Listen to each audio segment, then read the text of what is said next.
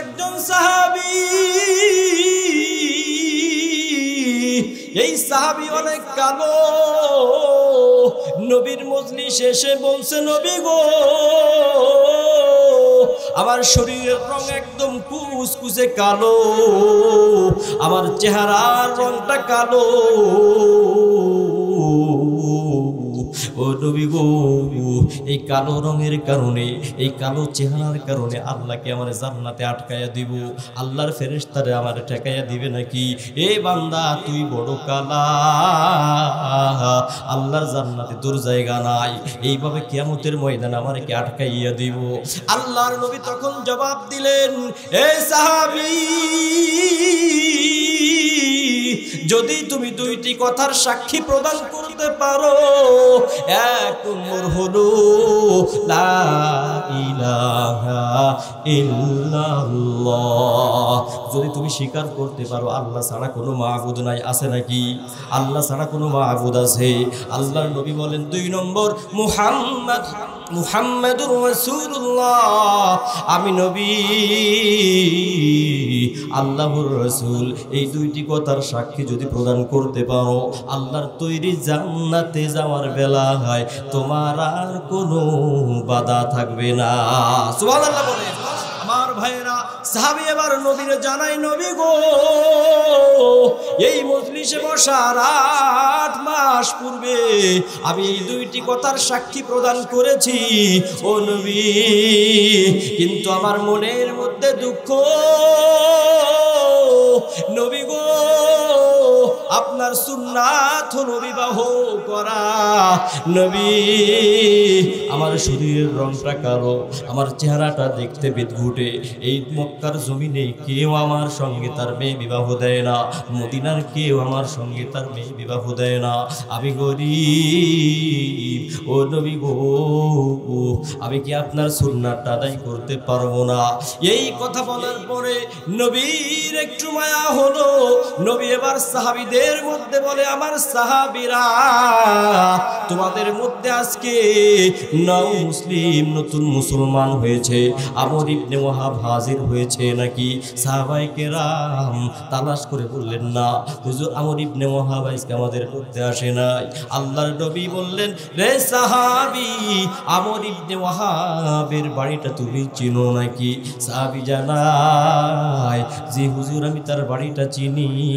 আল্লাহর নবী বললেন, যাও, ওই আমর ইবনে ওয়াহাবের একটি সুন্দরী কন্যা আছে, ওই বাড়িতে যাওয়ার পর আমর ইবনে ওয়াহাবের বাড়িতে যাইবা, সালাম দিবা, দরজায় নাড়া দিবা, নাড়া দেওয়ার পর দরজা খুইলা দিলে জানাইবা, আমর ইবনে ওয়াহাবের সুন্দরী বুদ্ধিমতী রূপবতী কন্যার সঙ্গে আমি তোমার বিবাহ পড়াইয়া দিছি।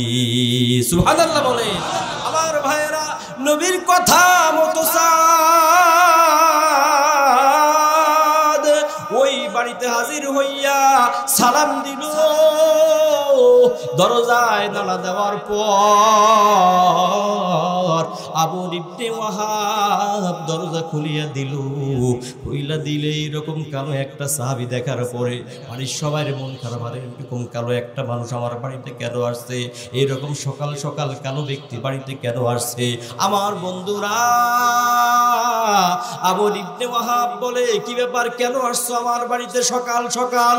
হযরত সাদ জানায়, নবী আমারে পাঠাইছে, আপনার নাকি সুন্দরী একটি কন্যা আছে, ওই কন্যার সঙ্গে নবী আমারে বিবাহ দিতে বলছে। বাবের মেজাজ গরম। আরে যার সাথে মদিনার কেউ মেয়ে দেয় না, যারা কেউ দেখতেই পারে না, তার সঙ্গে আমার মেয়ের বিবাহর কথা বলে, ওর কত বড় সাহস! যা যা এখান থেকে চলিয়া যা। সাদের মনটা বড় বেজার। আহারে, কেউ আমার সঙ্গে মেয়ে বিবাহ দিল না, অথচ নবী আজকে আমারে পাঠাইলো। নবীর কথাটাও তারা মানল না। সাদ মনটা বেজার করিয়া নবীর দরবারে এসে বলে, নবী, আপনার কথাটাও রাখে নাই। নবী গো, আমার ভাগ্যে মনে হয় কোনোদিন আপনার সুন্নাতটা আদায় করা সম্ভব হবে না। আল্লাহর নবী এবার মনটা বেজার করে বসে আছে। আহারে, আমার একজন সাহাবীর কাছে এই কালো সাহাবীরে পাঠাইল, কইলাম সে আমার এই কথাটাকে প্রত্যাখ্যান করলো, আমার কথাটাকে এইভাবে ফেলাইয়া দিল। সাহাবিয়ার নবী মন খারাপ করে বসে আছে। এইদিকে আমর ইবনে ওয়াহাবের কন্যাটা ছিল বুদ্ধিমতী, আমর ইবনে ওয়াহাবের কন্যা ছিল রূপবতী, তার মাথায় মেধা ছিল, জ্ঞান ছিল। ঘরের ভিতর থেকে বাপকে ডাক দিয়ে বলে, বাবা একবার চিন্তা করে দেখলা না, প্রস্তাবটা কিন্তু সাদ নিজের থেকে আনে নাই, প্রস্তাবটা বিশ্ব জাহানের সর্দার মুহাম্মদুর রাসূলুল্লাহ দিয়েছে। সুবহানাল্লাহ। আমার ভাইরা, এবার বুদ্ধিমতী নারী বাবাকে ডাক দিয়ে বলে, বাবা যেই বিয়ের প্রস্তাব নবী, আল্লাহর নবী, আল্লাহর মহব্বতের নবী, প্রিয় নবী আমার জন্য যেই ছেলেটা পাঠাইছে, ওই ছেলের জন্য আমার কোনো অবজেকশন নাই। বাবা গো, তোমার বিরুদ্ধে আল্লাহ অ্যাকশনে যাওয়ার আগে, তোমার বিরুদ্ধে আল্লাহ অ্যাকশন নেওয়ার পূর্বেই তাড়াতাড়ি নবীর কাছে গিয়া ক্ষমা চাও, নবীর কাছে গিয়া মাফ চাও, আর নবীর পাঠানো ছেলের সঙ্গে আমার বিবাহের ব্যবস্থা করে দাও। এবার আমর ইবনে ওয়াহাব বুঝতে পারলো, আহারে আমি তো নবীর বিরোধিতা করে বড় ভুল করেছি। মেয়ের কথা শুনে তাড়াতাড়ি নবীর কাছে গিয়া নবীর পাশে বসে নবীরে বলে, নবী গো আমার ভুল হয়ে গেছে, আমি বুঝতে পারি নাই গো নবী, ও নবী আপনি আমারে মাফ করে দেন। নবী গো আল্লাহর কাছে আমার জন্য আপনি মাফ চেয়ে দেন, আপনি যেই ছেলের জন্য প্রস্তাব পাঠাইছেন ওই ছেলের জন্য আমার মেয়ের বিবাহের জন্য আমি রাজি। আমার ভাইয়েরা, নবী এবার ওই সাদের সঙ্গে বিবাহের জন্য 400 দিরহাম ধার্য করিয়া বিবাহের ব্যবস্থা করে দিলেন। 400 দিরহাম ধার্য হওয়ার পরে আমার ভাইয়েরা বিবাহ হয়ে গেছে। আল্লাহর নবী সাদরে বললেন, সাদ যাও গিয়া তোমার স্ত্রীর কাছে যাও। সাদ এবার আল্লাহর নবীরে জানায়, নবী গো এই যে আপনি যে আমাদের বিবাহ দিলেন 400 দিরহামের বিনিময়ে, ওই 400 দিরহাম আমার কাছে নাই, আমি গরিব মানুষ, আপনি যদি আমার অনুমতি দেন তাহলে আমি সাহাবীদের থেকে কুড়ায়া, তার সাহাবীদের থেকে চেয়ে 400 দিরহাম নিতে পারবো। আমার ভাইরা, আল্লাহর নবী ভিক্ষাবৃত্তি পছন্দ করতেন না, এই জন্য নবী বললেন, সাহাবীদের কাছে তোমার চাওয়ার কোনো দরকার নাই, আমি 3 জন সাহাবীর নাম বলছি। আব্দুর রহমান বিন আউফের কাছে যাও, ওর থেকে 200 দিরহাম নিবা। উসমান বিন উসমানের কাছে যাও, তার থেকে 200 দিরহাম নিবা। আলীর কাছে যাও, তার থেকে 200 দিরহাম নিবা। এইভাবে 600 দিরহাম নিয়া 400 দিরহাম দিয়া তোমার দেনমোহর দিবা, আর 200 দিরহাম তুমি অন্যান্য কাজে লাগাইবা। এবার সাহাবী সাদ 3 জনের কাছে গিয়া দিরহাম গুলো নিয়া মদিনার বাজারে বাসর রাত করবে, স্ত্রীর জন্য কিছু কেনাকাটা করবে, স্ত্রীর জন্য কিছু আরাম আয়েশের, কিছু মেকআপ টেকআপ বাই জাতীয় কিছু কেনাকাটা করবে। আমার ভাইরা, হযরত সাদ যখন মদিনার বাজারে গেছে, এই সময়ে আওয়াজ দেয় নবীর ঘোষণাকারী, ইয়া খায়লাল্লাহ ইরকাবি, হে আল্লাহর বান্দারা, নবী এখন যুদ্ধে যাবে, তোমরা যারা নবীর সঙ্গে যুদ্ধে যেতে চাও বেরিয়ে পড়ো। আমার ভাইয়ের আমি ঘটনাটাই জন্য বললাম, দেখেন কালো একজন সাহাবী, যেই সাহাবীর সঙ্গে কেউ বিবাহ দিতে চায় না, যেই সাহাবীর দিকে কেউ ফিরে তাকাইতে চায় না, সেই সাহাবী এই ঘোষণা শোনার পর যখন সে জানতে পারলো নবী যুদ্ধের ময়দানে একা একা যাবে, আর আমি নবীকে যুদ্ধের ময়দানে রেখে বাসর করে গিয়ে মজা করব, এইটা হতে পারে না। তখন সাহাবী আসমানের দিকে তাকাইয়া আল্লাহরে ডাক দিয়ে বলে, আল্লাহ এই আসমানের ইলা, এই জমিনের ইলা, আজকে আমি আমার এই সম্পদটা বাসর ঘরে ব্যয় করব না, আমি আমার এই 600 দিরহাম অন্য কাজে লাগাবো না।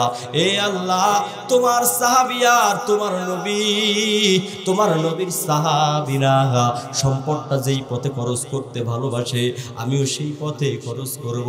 এই বলে সাদ, বন্ধুরে আমার, বাসর ঘরের চিন্তা বাদ দিয়া, বাসর ঘরের কথা বাদ দিয়া, ওই 600 দিরহাম দিয়া একটা ঘোড়া কিনলেন, একটা তরবারি কিনলেন, একটা নেজা, একটা বর্ষা, একটা কাপড়।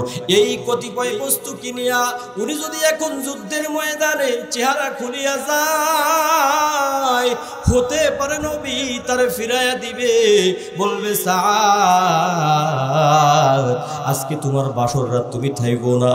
এই জন্য নবীর মায়ায়, নবীর মহব্বতে আর দিলটা কত ভালো। এই সাহাবী এবার কাপড়টা দিয়া নিজের মুখমণ্ডল পেঁচাইয়া, শরীর পেঁচাইয়া, শুধুমাত্র চোখ দুটা খোলা রাইখা যুদ্ধের ময়দানে ঘোড়ায় চইরা মুহাজিরদের কাতারে হাজির হয়ে গেছে। সাহাবায়ে কেরাম বলে, এই লোকটা কে? আমরা চিনি না। হযরত আলী বলে, যেই হোক আমাদের পক্ষে কাজ করতে আসছে তারে কিছু বইল না। আমার ভাইরা, যুদ্ধ শুরু হয়ে গেল। যুদ্ধ শুরু হওয়ার পরে হযরত সাদের ঘোড়াটা আহত হইয়া মৃত্যুবরণ করলো। এবার সাদ কাপড় গুটাইয়া, বাহুর মধ্যে কাপড় সরাইয়া, মাজায় কাপড় বেঁধে যুদ্ধ যখন আবার শুরু করবে, আল্লাহর নবী সাদের এই কালো হাতটা দেখে বুঝতে পারলেন এইটাই তো সাদ। নবী ডাক দিয়ে বলে, তুমি কি সাদ? সাদ জবাব দেয়, জি হুজুর আমি সাদ। আল্লাহর নবী বললেন, তুমি সৌভাগ্যশীল হও। সাদের জন্য দোয়া করলেন। মার ভাইরা, এরপরে সাদ তো মুলবেগে যুদ্ধ শুরু করে দিয়েছে। কিছুক্ষণ পর আওয়াজ হয়, সাদ আর দুনিয়ায় নাই, সাদ পরপারে শহীদ হয়ে গেছে। আমার ভাইরা, এবার নবীর কাছে সংবাদ যাওয়ার পর নবী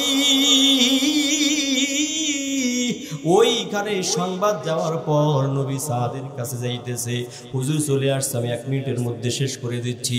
আমার ভাইরা, আমার বন্ধুরা, সাদের কাছে নবী গেলেন। যাওয়ার পরে সাদের মাথাটা উঠাইয়া নবীর রাত মুবারকে রাখলেন। রাখার পরে নবী বলতেছে, রে সাদ, তোমার সৌরভ কত সুন্দর, এ সাদ তুমি সৌভাগ্যশীল হও। এইভাবে এরপরে নবী একটু হেসে দিলেন, এরপরে নবী কেঁদে দিলেন, এরপরে নবী মুখ ঘুরাইয়া নিলেন। আমার ভাইরা, নবীর এই কথা, এই কাজের কারণ এক সাহাবী জিজ্ঞাসা করলেন, নবী গো, আপনি প্রথমে কেঁদে দিলেন, তারপরে হেসে দিলেন, তারপরে মুখ ফিরাইয়া নিলেন কেন? আল্লাহর নবী এবার জানায়, যেই সাহাবী দুনিয়ার মানুষ যারে মূল্য দিতে চায় না, দুনিয়ার মানুষ যাহার ইজ্জত দিতে চায় না, ওই সাহাবী আমার জন্য বাসর ঘর ত্যাগ করিয়া আমার হেফাজতে যুদ্ধের ময়দানে চলে আসছে। এই জন্য শহীদ হওয়ার পর আমি দেখতে পেলাম আমার সাদের মর্যাদা আল্লাহ অনেক বাড়ায়া দিছে।